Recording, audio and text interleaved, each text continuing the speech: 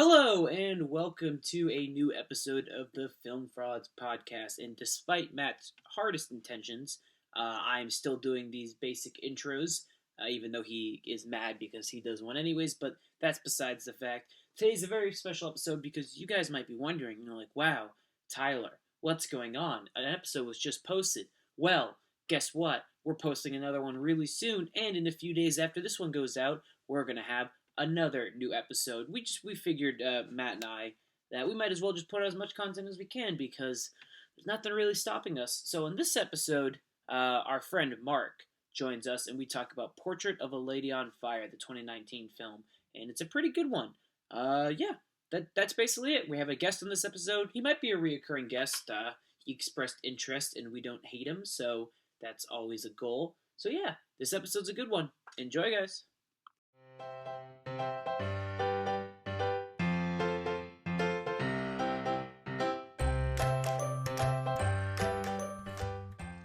Hello, ladies and gentlemen, and welcome to the most must-listen to podcast on YouTube. Welcome to Film Frauds. That's right. My name is Matt, and today we have a special guest, ladies and gentlemen, A very special Tyler guest. Weinstein.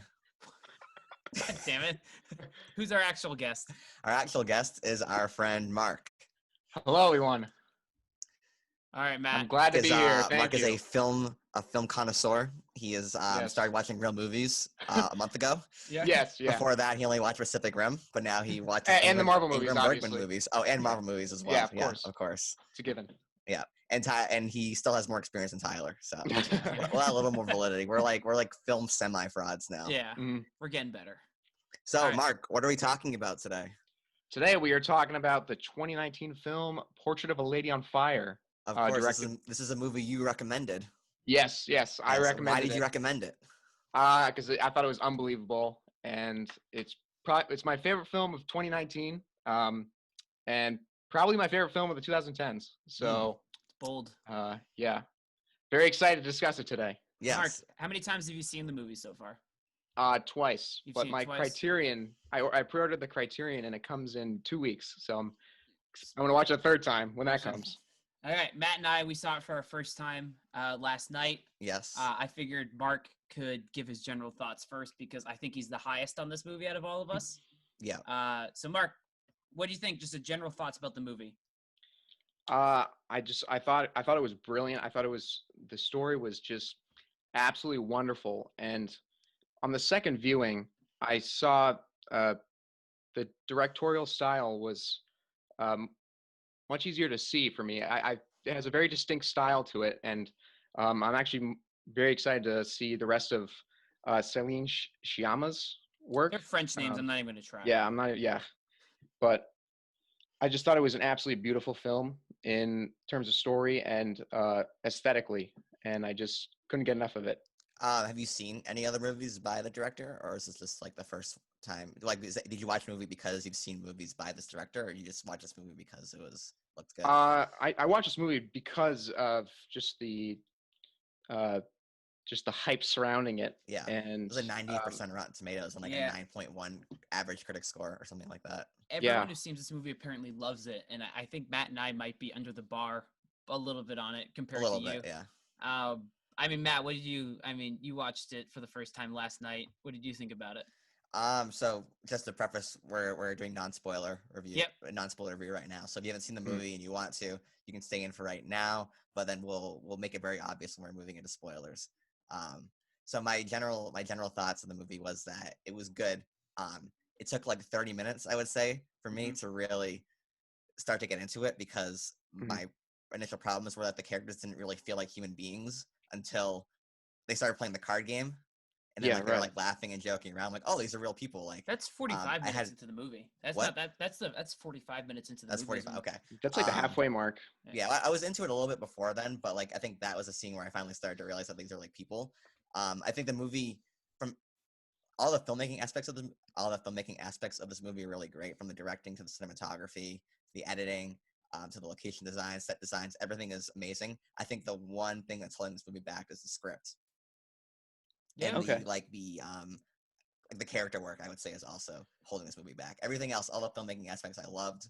Just the script didn't really have me as engaged as I think it wanted me to be. I agree.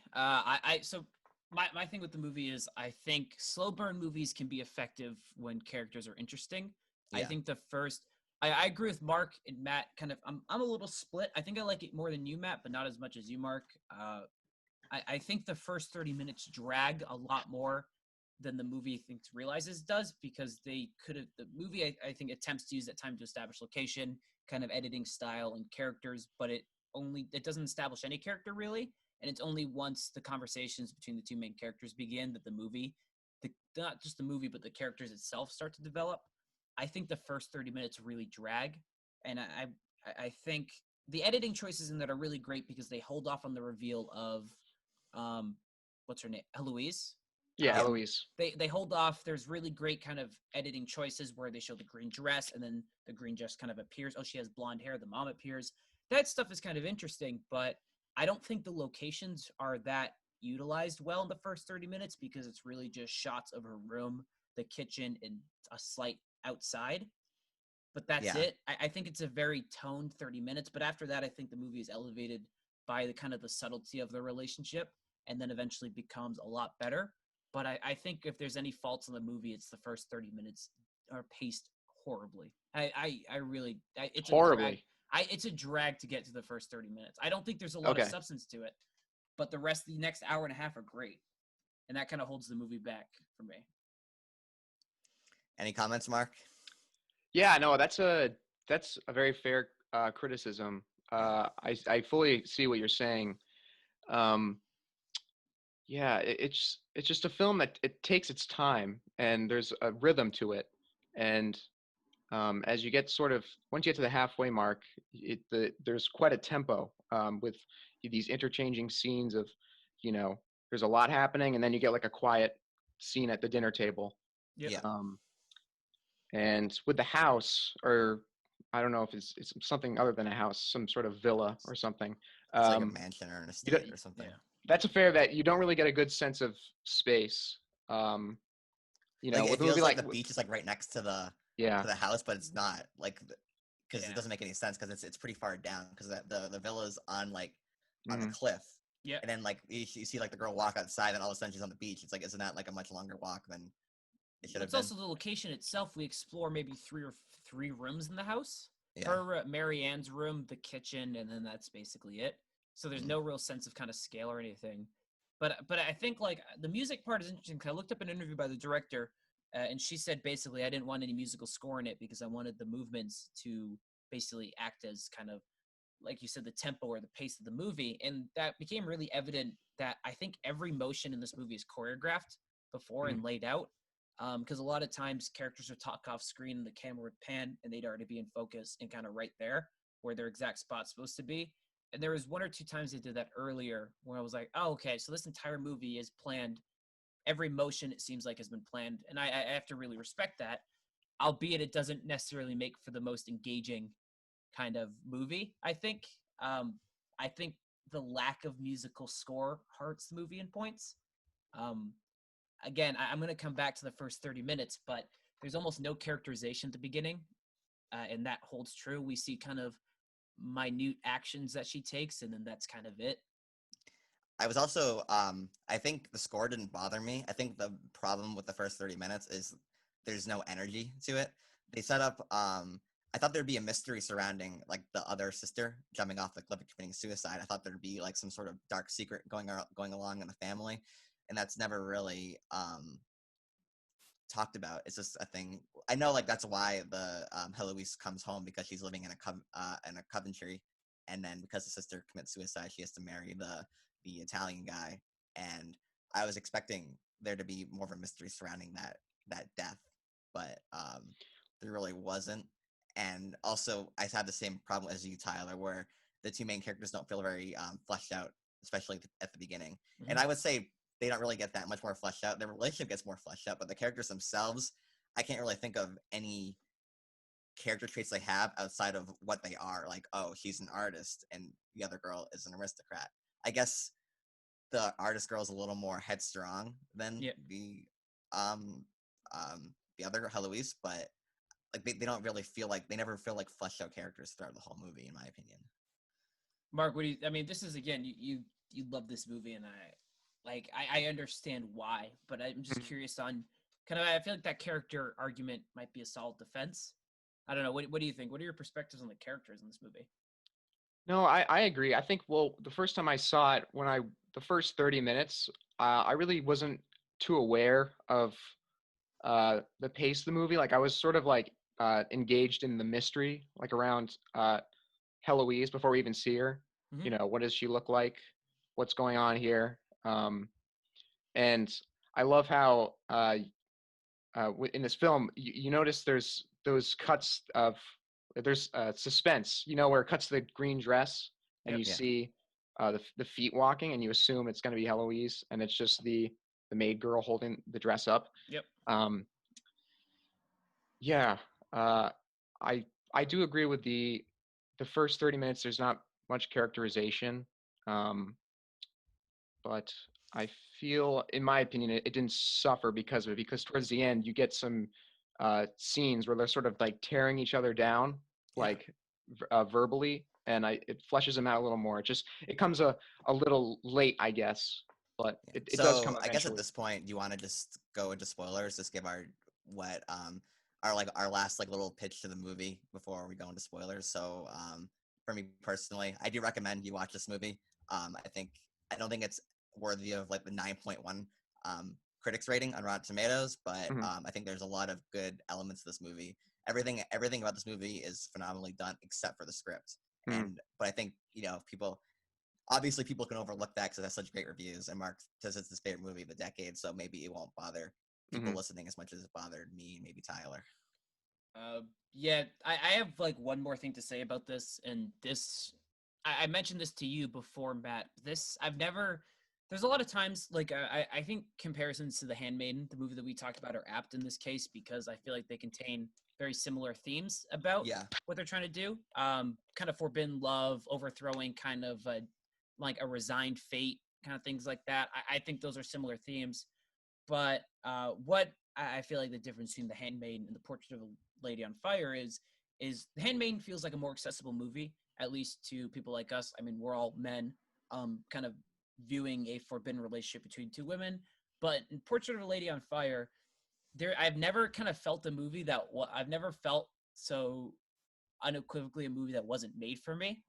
And I think that in turn creates a distance between me and the movie that's not a fault in the movie, but it really feels like it's a movie made by women for women, not in a disparaging or kind of bad way, but it's a movie that has a clear target audience that is not me.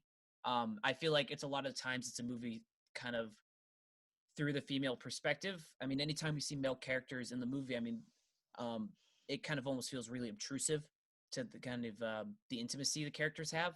It's kind of the arrival of men is kind of the end of their relationship, which I think is a really interesting way to kind of have frame that movie. So although this movie isn't really made for me, I don't think I can still kind of recognize a lot of its kind of specialty and its importance. I do recommend it. I think it's a good movie, and we'll get into more specific details. yeah, Mark, what do you think? yeah. What are your general last thoughts before we go into spoiler section? I fully recommend it to anybody listening. I think it's, as I said before, brilliant. Um, it's a movie set in the past, but it could very well be uh, it could have taken place today. It's very contemporary, um, and I think uh, what you said, Tyler, is fair. But I think everybody can draw something out of this film. Um, that's just the forbidden love and everything. It's just a great story. It's hard for Yeah, me to put it into words. Yeah, yeah. All right. Well, that's so we have our spoiler section now. You've been warned. Do you guys have any favorite scenes we can talk about with spoilers? Probably the ending, I imagine, from the fire pit kind of yeah. Oh, the bonfire fire scene. pit scene was really great. Yeah. Mhm, Like the going back to there being no music. Like part of the reason why I liked how there's no music in it was because that made that scene all the more impactful. Yeah. Like it wasn't very realistic because all of a sudden they're singing like they all have auto tune or something. mhm. So there's that problem. But Yeah. I really like that scene. I don't really know what the meaning of it was, but the music was good and it was well shot, and like the shot of Heloise getting her dress caught on fire. And I feel like that's probably like the first scene where the artist lady is like, oh, Marianne is like, oh, like I'm like I'm into you kind of Yeah. thing.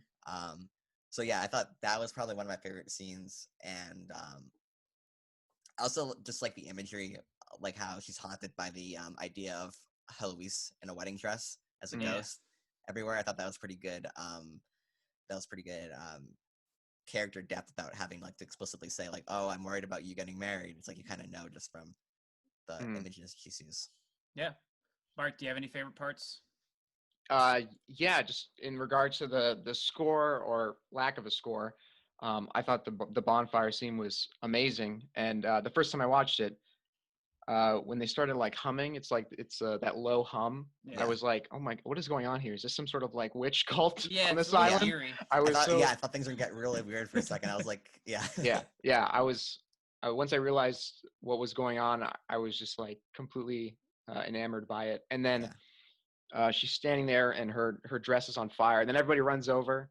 Yeah. And then I can't remember her name, the portrait lady. She goes up to grab her arm, and then it cuts to them on the cliffs. Yep. I thought that was brilliant. Yeah.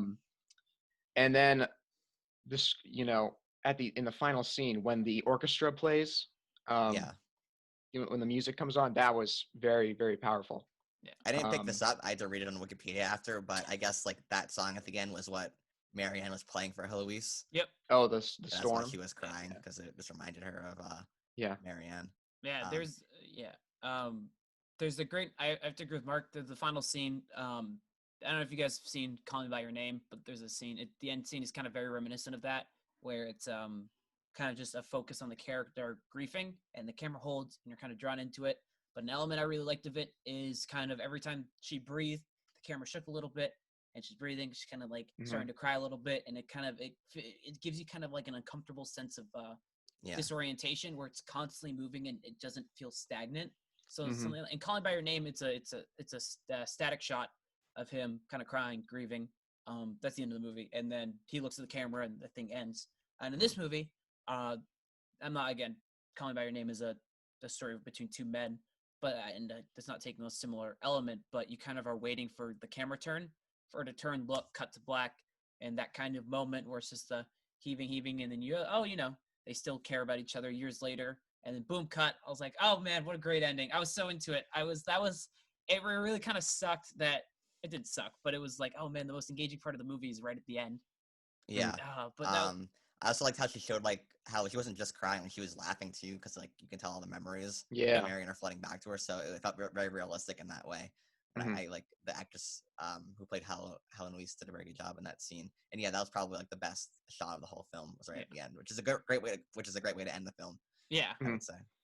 But did you buy the romance? Did you feel sad when it got torn apart? Like what were your feelings during that? Okay. Well, one thing I want to talk about is I'll get into that in a second. What the director was wanting to focus on with this film was the female gaze. I don't know if you guys read any of her interviews. No, but I didn't. You get in the beginning of the movie when I really need to learn the portrait lady's name, but Helen the painter. Weiss? No, the painter lady. Oh, Marianne. Marianne. I should know that. When Marianne and Heloise go for that first cliff walk, and Marianne is trying to memorize how her ears look and her cheekbones look, and you get these point of view shots, and it's like they're on the cliff, and it's like this beautiful landscape, but the camera's really close on Heloise. It's very intimate, and that's like what the director was trying to achieve, like the female gaze upon Heloise, and I thought that was a great directorial technique. And another part was, how they wore those like they're not masks, but like sort of bandanas when it was the windy days. Yep. That was the device to show that when they wanted to kiss each other for the first time, that they both consented. So like they both pulled it down. For that kiss. Yeah. So that's how you sort of buy into it. Like they both were consenting. So that's why I definitely bought it. And that final night when they're like lying in the bed and just like staring at each other, like Yeah. that was very bittersweet. Yeah. Mm. I think this movie, in terms of building relationship, again, handmaiden comparisons, um, I think this movie is more of a kind of masterclass of subtlety rather than kind of overtly stating reasons why they kind of fall in love. Like the handmaiden, they're the reasons why are more overt, um, but in this one, it's the more kind of subtle exchanges. I think of one that really stands out is when she's finally posing for her, and she's like, "Oh, what do you say to all your models when you pose?" And they're like, "Oh, like, oh, you're beautiful," and like, "Oh, you're really pretty." And it's kind of like a really smooth way to basically flirt with her, and then you kind of see Heloise kind of like take it back, kind of smile a little bit. I Yeah. was like, "Oh, Yeah. that's great." I'm like, I love that kind of stuff. The little subtle moments where it's not like you're really pretty, but it's a nice way of kind of getting around it. I think there are a few more moments in that. I think the bonfire scene is clearly an example of mutual attraction, which I really like not having to state. I was going to point the bandana scene. I like how it's just a quick interaction, then kind of they go away. They test the waters, and then they eventually come back.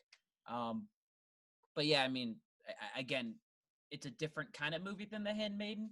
Yeah. But it also, I think, focusing so much on subtlety can hurt the relationship. I feel like. Yeah. So Areas. my problem is that I didn't really feel any sadness when everything got broken up because like in The Handmaid, and not a lot of spoilers for that movie because I don't want to spoil it for people who haven't seen it, but Watch our like review. there's more of like there's you get the sense that they're fighting more to stay together.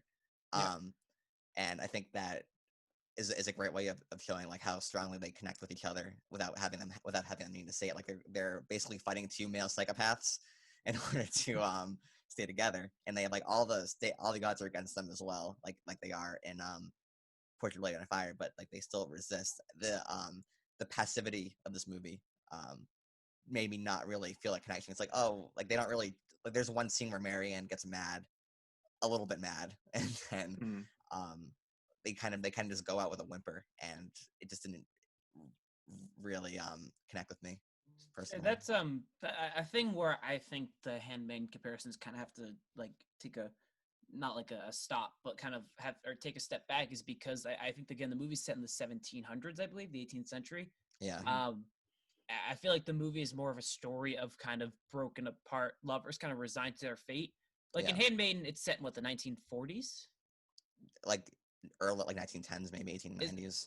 the Handmaiden is? I thought Yeah, it was set because there are cars in the movie. I aren't thought there it was set. weren't cars being like the 1850s or something? Was it? I thought it was a movie set in like 1930s, 1940s. I could be wrong, but I also feel like that's a time period where there's more kind of freedom, and it's a more kind of fantastical movie with this kind of idealized kind of escape. But in this one, it feels it's much more grounded. Um, she was not going to marry. She was going to stay in the convent until her sister died. Her sister was going to be the one that married, and in that typical cases, the next sister moves up. There's no escape from it. There's no kind of this is your role. I mean, you kind of view it. It's a very hierarchical society. Anytime her mother says like "come here now," she kind of has to. It's kind of one of those movies. So I don't think it. I think it kind of ruined the spirit of the movie. Yeah, I'm not saying they have to win at the end. I'm just saying there's to be a little more. I'm not saying like, oh, they need to resist as much as they do in The Handmaiden. I'm saying there's to be some resistance in Yeah, no, general. I agree. I don't know. What do you think, Mark? Like, what do you think about that? Uh, yeah, I fully bought into it. I was sold. Um, I when they split, I was very very sad, and um, I loved the use of the tale of Orpheus in the film, and how that was a very concurrent theme with the lover's choice and the poet's choice. Can you Um, explain the tale of Orpheus? I don't know it. yeah, it was just from the when they were having that scene at the dinner table with the book.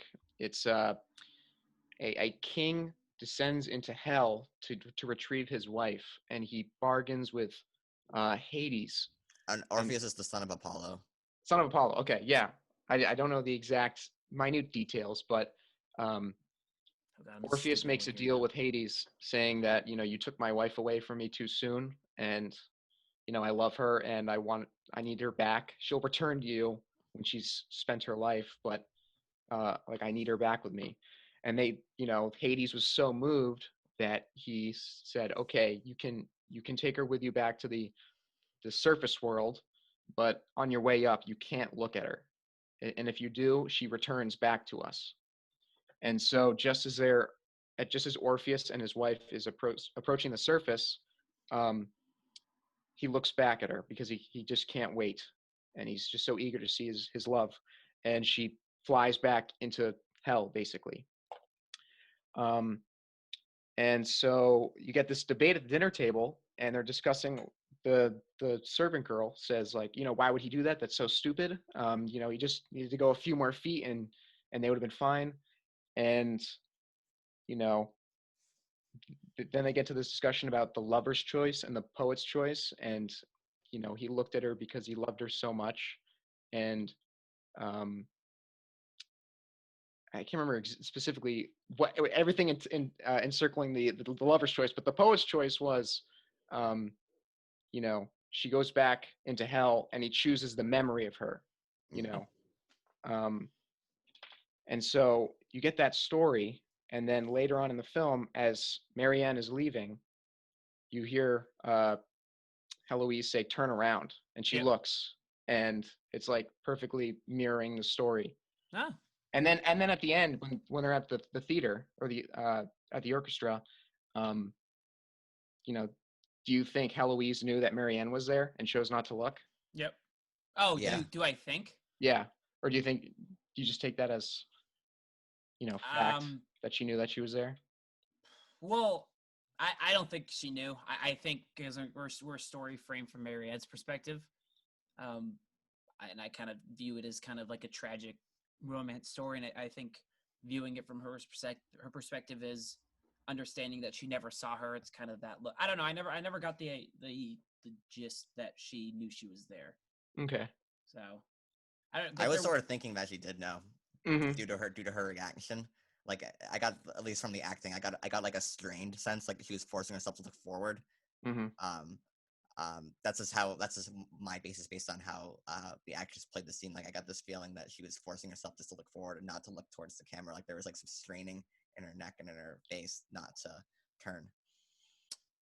So Heloise took the lover's choice, and Marianne took the poet's. Yeah. I think. Dang. Yeah. Well, I'm the dumb one now. This. Wait, Mark, do you agree with me or do you agree with Tyler? No, I agree with you. Oh, okay. Yeah. One other thing I wanted to talk about with you, Matt, it's about Persona. Did you feel that there was some certain scenes that reminded you of Ingmar Bergman's Persona? There's one specific scene that I had in mind. Mark, you're never invited back. I'm not included. I'm going to only briefly talk about this. No, you just go ahead because I'll think for myself. There was. So you remember in Persona, there's like that dream sequence where they're both sort of, the two women are staring into the camera. Oh yeah. And they're just sharing that like intimate moment, like they're playing with each other's hair. Yeah. And there was a scene almost exactly like that in Portrait of a Lady on Fire. They're not like directly looking to the camera, but they're like facing the camera. Yeah. And I thought that was I'm sad there wasn't a a neat scene thing where, that I noticed. Marianne put a glass, a shard of glass of a beer bottle down on the ground and waited for Heloise to step on it. Right, what yeah. happens in Persona? What movie? That was my favorite part of Portrait of a Lady on Fire. I was like, wow, this is kind of really ripping off of Persona. I'll watch Persona and then I'll come back with jokes next week. Like, Okay, Ty will edit in his jokes after. Yeah. He'll go, ha, yeah, guys. Yeah. I remember. I remember that scene. That scene, of course. So the audio will be like really off and stuff, and you just I'll just be really far away. Like, I liked. I guess one more thing I think I liked is when she describes, like, I saw her the first time. There's that theme of kind of capturing the sense of self in the painting. And the first kind of thing that she does, the first painting she does of Heloise sees and like, yeah, that's not me. Is that how you see me? Like, that's not me. Like, where's all the life? Yeah. And then the first time that Marianne's like, oh, I saw her the first time at an art gallery, and it's through a painting. It's through, you kind of see her as who she is, and there you see the little 28, and you're like, oh, you're like, okay. I really like that touch. I was like, I'm a fan of that. Kind of keeping with the themes, I guess. I guess movies are good with that when they keep it like that. So I was a big fan of that. I don't know. Do you guys have any other favorite kind of final things with it, or? Mark, do you have any final thoughts? This is your one time on Film Frauds. I'm never invited back. Yeah, you've made a fool of me, so make sure. Well, there's one thing that I'm not sure if I like it or not. Okay. Was those visions of Eloise in the wedding dress. Oh, I love those. The first time I saw that, I was like, okay, I see what's going on. I don't know if I like it exactly. And I'm still not too sure on my second viewing. But because I think on the second viewing, I realized when Heloise says turn around as Marianne is leaving. Yeah. Like I'm pretty sure like when that's the vision. Yeah. That's a vision. Yeah, that's a vision. I'm like, okay, that's Heloise telling her to turn around, but that's the vision that she saw. It's just the vision come to life. Yeah. She had her fear. Well, I gotta agree with Matt on that one. I actually really like that because it adds character. It's subtle character moments where it's an unspoken fear. She doesn't go out and go, I'm scared of you being married and leaving. She's just kind of haunted by this future image, and then it comes true. And I thought that was a nice character touch. I like subtlety. I like slow-paced movies. I think this one's a little too slow and a little too subtle. Yeah. And I don't think it's don't think it is like the praise that everyone says. Because again, like I love every aspect of the filmmaking of this movie. I just think that the script, the characters are not as complex as I would like them to be, and they're a little too passive. Like there's for me, like there's no real like they set up potential mysteries that aren't paid any attention to. The characters are kind of passive and not as complex, but I think a lot of the dialogue is good. I think that the filmmaking and the directing is phenomenal, and the location is also great. So like I do recommend this movie. Kind of like I know Tyler and I have been kind of not picking apart, but noting our problems with the movie. But as a whole, I really enjoyed it, and I recommend anyone who's interested in the movie to watch it. Yeah, and I think it's a shame that France submitted Les Miserables as opposed to this for the international film. Was it not nominated for Oscars? That came out last year. So for the international film at the Oscars, if I'm not mistaken, France had submitted the movie Les Miserables for the nomination instead of Portrait of a Lady on Fire. Is it the typical Les Miserables tale, or is it just a movie called Les Miserables? I haven't seen it, but I know that if they submitted it better than Portrait of a Lady on Fire, and you wouldn't know. But no, come on, we're here now. It's not come on, I don't need to see it. This movie's too good. Yeah, I could see this movie definitely I could see this movie definitely be worthy of like a cinematography or directing nomination for sure, especially cinematography. At least a nod. Yeah, it's as I said, at least a nod. Yeah. I also have to agree with. I think this is a movie that's going to age really well. I think like Matt, we talked like The Handmaid's going to age well. I think The Wrestler ages well. Like just based off movies we've talked about here, I don't think Walk on Tombstones did not age well. Does not age well in the slightest. But I think this is a movie that. Wait, what didn't age well? Walk Along the Tombstones. They did that movie. Yeah, it's a little aged. It came out in 2014, and I think in the next 5 years, not a single soul is going to remember this movie except for Matt and I when we're in nursing homes and go, "You remember that?" And the 4 people that watched our video. Yeah. No, I think this is a movie that's going. I have to agree with Mark a little bit. I think the core ideas here are ones that can not transcend time. Sounds really cheesy, but kind of just age really well and gracefully and kind of continue through, which has to be kind of respectable. It's contemporary. Yeah. It can be in any time, any place in time. Except for the time of Handmaid, because that movie's better. Yeah, in every way. I gotta really watch that. All right, so final, Mark, you recommend, I recommend. We all recommend this movie. It's on Hulu. If you guys have Hulu, it's 2 hours. It's not a long watch. It's but Mark, you recommended turning all the lights off, dark room. Yes, you gotta watch this film, and you just gotta give yourself over to it. Don't think too hard while watching it. Just you're gonna think hard after, but just give yourself over to it and just let it take you, and it's wonderful. It works. I give it 9.9999 schmoes. Excellent. Oh wow, that's a lot of schmoes. That's a lot of schmoes.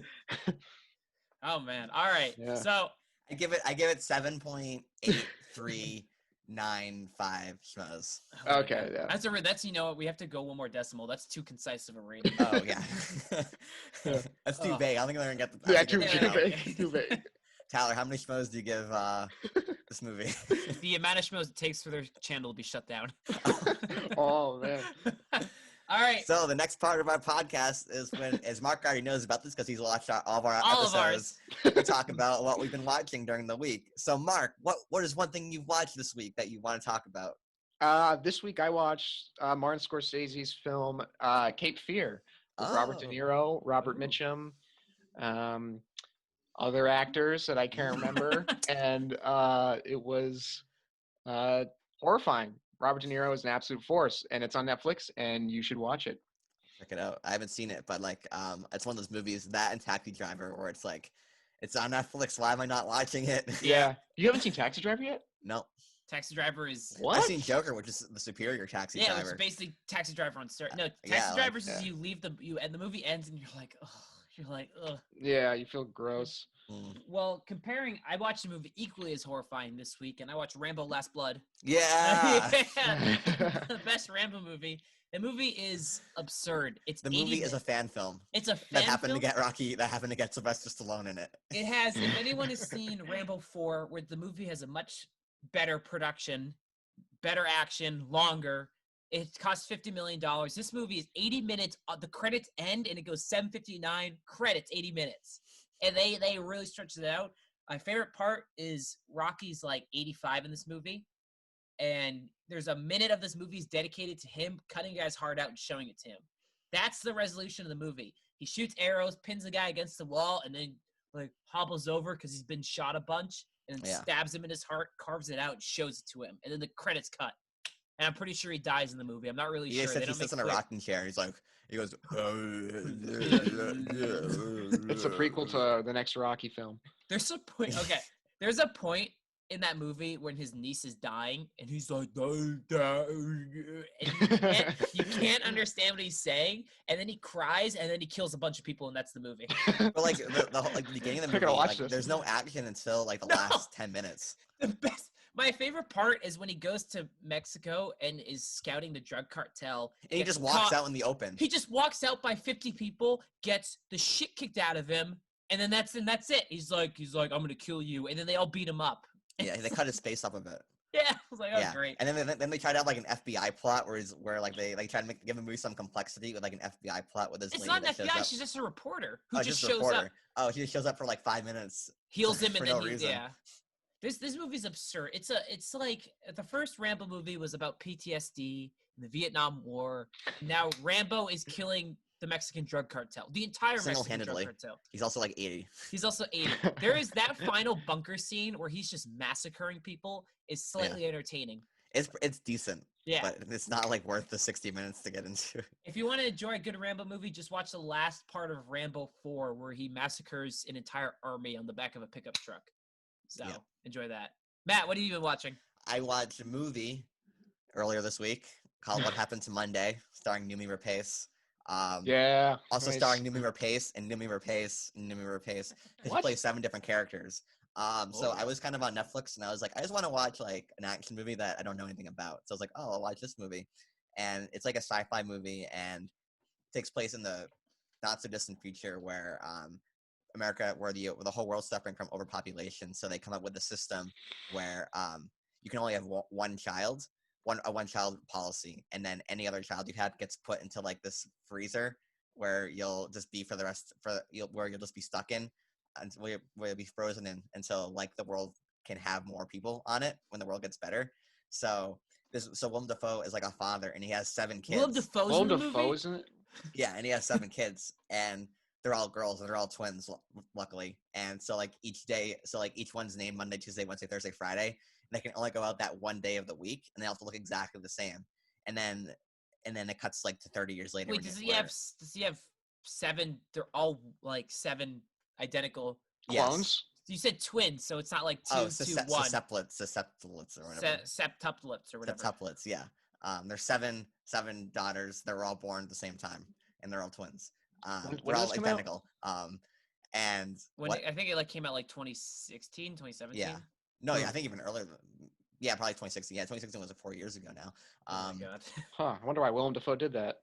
Yeah, it's not bad. Like it's it kind of reminds me of like a 90s like Arnold Schwarzenegger movie, like sci-fi Arnold Schwarzenegger movie, where like the plot makes sense enough where you can get into it, and there's some really good action. There's like some okay world building, Inumi Rapace is in it, and she's great. And 2017 it came out. yeah, I would recommend it if you're just kind of in the mood for like kind of like a casual sci-fi action movie. It's pretty fun. It has really good directing, and it was so unique. Like I didn't really know where it was going for a while, and it's not like a deep movie, but I think you'll enjoy it if you like sci-fi, if you like action. It was just a fun kind of unique movie to watch. Turn your brain off, sort of. Kind of turn your brain off, Yeah. but like there was some quality stuff in it. There was and I think that if you would like it if you're just in for like a casual movie.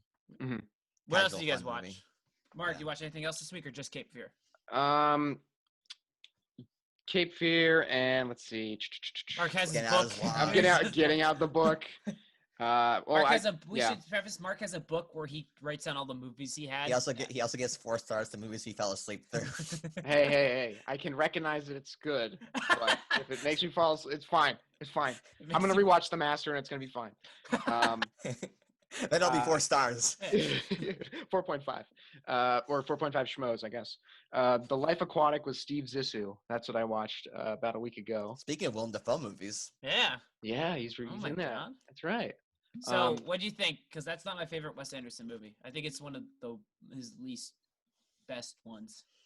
Yeah. So for me, this is I've watched Grand Budapest, Fantastic Mr. Fox, Darjeeling Limited, and now The Life Aquatic. So this is my 4th one I've watched. So in terms of the ones I've seen so far, Wait, how many have you watched? Name the ones you've watched.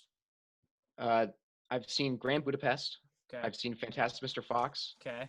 The Darjeeling Limited. Okay. And then Life Aquatic. Damn, I thought you gave 5, and I was gonna make fun of you for that. 5? I thought you said 5, and you said 4. Okay. Yeah. Yeah, I think I liked it more than the Darjeeling Limited. And I think it's a movie that I'll appreciate more on my second viewing. It was, it starts out good, really interesting. You got like, those documentaries, like those Jacques Cousteau style documentaries. And then for like 45 minutes, it's like, I don't know, it kind of just meanders a little bit. Happens, yeah. And then you get this like heist to save Jeff Goldblum. And and then that final sequence with the leopard shark, I thought that was great. So yeah, it was all right. I'll need to see it again. Mark's like, I'll get 4.5 stars. Right, Yeah, it's like 5.1. No, broke the scale. I hated it. I don't know that one. I don't know how that tests with you, Matt, but that's my like 3rd least favorite. I have a very controversial Wes Anderson. So I've seen all of his movies except for Bottle Rockets. Bottle Rockets the worst. I'm just throwing it out there. And I think crazy. Fantastic Mr. Fox is his worst movie. Dang. I could not disagree more. Yeah, it's really I think that movie has so much energy and is so stylistic, and George Clooney is just awesome. You haven't seen Rushmore or Royal Tenenbaums, so we'll talk when you see those movies. I own the Royal Tenenbaums. I was actually gonna watch it today. Yeah, well, you should, because I think Royal Tenenbaums and Rushmore are my 2 favorite Wes Anderson movies. Darjeeling Limited, I've seen twice, and I don't like it very much. I think it starts off pretty strong, but it kind of goes nowhere towards the end. I remember being kind of bored by Life Aquatics, but I remember liking it towards the end. Yeah. And then like, what's that? I Love Dogs. I Love Dogs. I think it's decent. I love. And That's I like Grand Budapest, and I like Moonrise Kingdom. Wait, can you pretty good? Can you tell me what you don't like about Fantastic Mr. Fox? I don't know what I didn't like. It was just not. I don't have a single problem with that movie. I just didn't like the characters. I don't know. I didn't like the animation. It just did not work for me. I'm gonna make him rewatch it. Mark, come back on and we'll rewatch Fantastic. And I was excited to watch it too. Like I was like super hyped to watch it. And I was like, this is not very good in my opinion. You know how like in A Clockwork Orange they take the main character guy and they open his eyes and force him to watch those videos? Yeah. Yeah. That's what we're gonna do to you with Fantastic Mr. Fox. To Handmaiden. Matt, did you watch anything else this week? I watched a TV show on Hulu called Devs, which is by Alex Garland. It's a mini series actually. I'm actually gonna finish it tonight. It's an Ex Machina in Annihilation. Yeah, right. And it's a mini series on Hulu, and I can't really talk about it because a lot of crazy things happen. I'm just gonna say that it's good. the first few episodes and the last few episodes are definitely the best. It kind of meanders towards the middle, and I think this would have been better as like maybe like one really long movie or like an even shorter miniseries, like 4 episodes. Yeah. But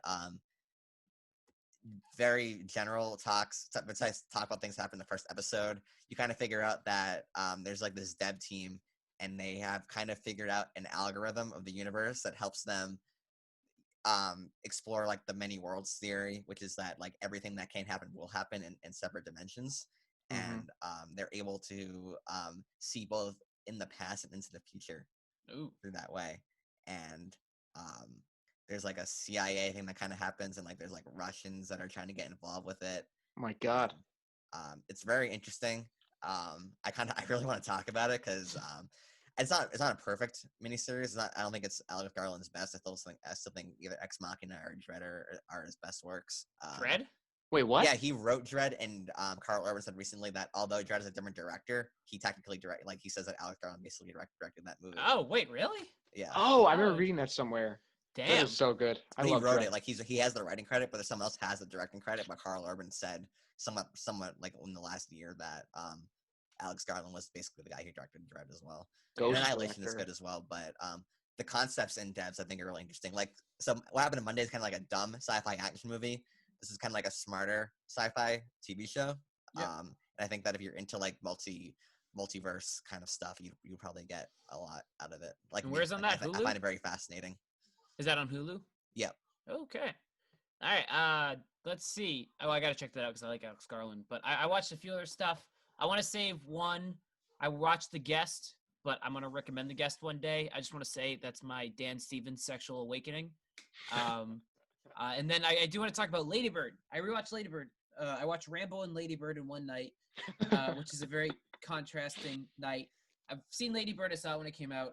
And I rewatched it. I like how Tyler finishes Rambo, and he's like, I don't watch Lady Bird now. He's got to even the scales. I gotta even the scale. I just watched a dude get his heart ripped out. I was like, I gotta watch another literal or metaphorical version of that. It's good. It's a better movie on its second viewing. I think the first time I had issues connecting with the character. I didn't find Lady Bird to be a very kind of interesting or engaging character. I think there's better coming of age stories out.